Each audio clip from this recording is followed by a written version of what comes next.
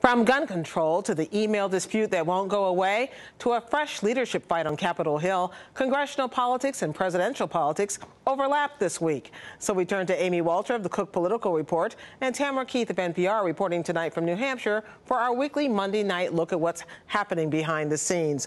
Hillary Clinton today got on the gun control bandwagon very forcefully with her own plan. We want to hear a little bit about what she had to say. And Tamara, you were in the room. I want to hear how it went over. We need to go back and with all of our hearts, working not just in Washington, but from the grassroots up, demand that we have universal background checks. 40% of guns are sold.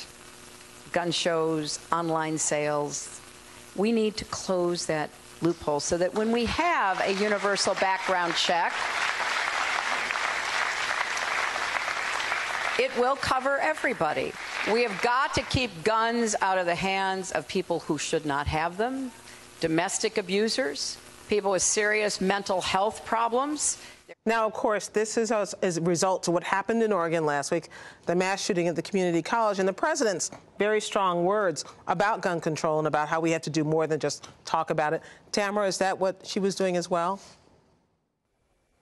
Yeah, and Hillary Clinton has actually spoken about gun control pretty forcefully in the last few months following other mass shootings. But this time she has put out a plan. She has several bullet points that she's calling for, different items that she wants.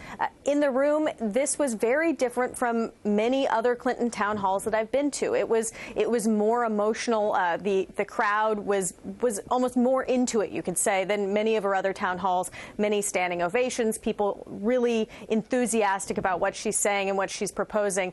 In particular, there was one moment where Hillary Clinton, as she was finishing her remarks, asked a mother to come up on stage. This is a Sandy Hook mom whose son, her 6-year-old son, was killed in the shooting at Sandy Hook. And as Hillary Clinton talked about that mom's experience, Hillary Clinton's voice sort of choked up a little bit.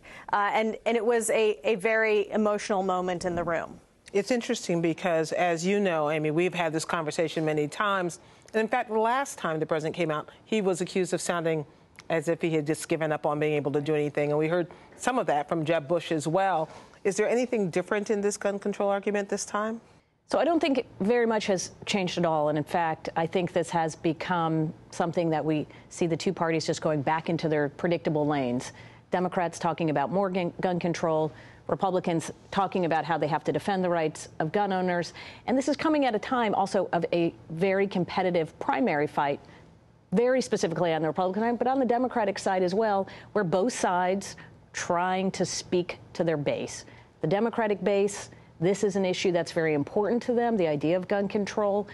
On the Republican side, they're more concerned with gun rights. And so you're seeing both camps just lining up pretty predictably. Okay, let's try something unusual. You're in New England tonight, Tamara, where Bernie Sanders had a big rally in Boston this weekend. He got 20,000 people there. Yet he does not come down on the same side of the argument as Hillary Clinton does on guns. Does that hurt him as well at all with his base? Yeah, this is a fascinating thing. Bernie Sanders is to the left of the Democratic field on absolutely everything except for guns. And when it comes to guns, he's more moderate. In the 90s, he voted against the Brady bill. In 2005, he voted for a bill that became law that shields gun manufacturers from lawsuits. Hillary Clinton is trying to make a big issue out of this. One of her proposals is to repeal that law that Bernie Sanders voted for and she voted against. I think that Clinton and her supporters see this as an opportunity. Also, Martin O'Malley, the Maryland governor, sees it too, to show differences and for once show that Bernie Sanders is not the purest candidate on the left on at least one topic. Yeah, and also speaks to the demographics of the issue of guns. If you look, and this is Gallup who did this study, you look at the kinds of people who own guns in this country, they're overwhelmingly white, many of them are Southern, they're male. People who do not own guns are the lowest rate of gun ownership, minorities, and single women.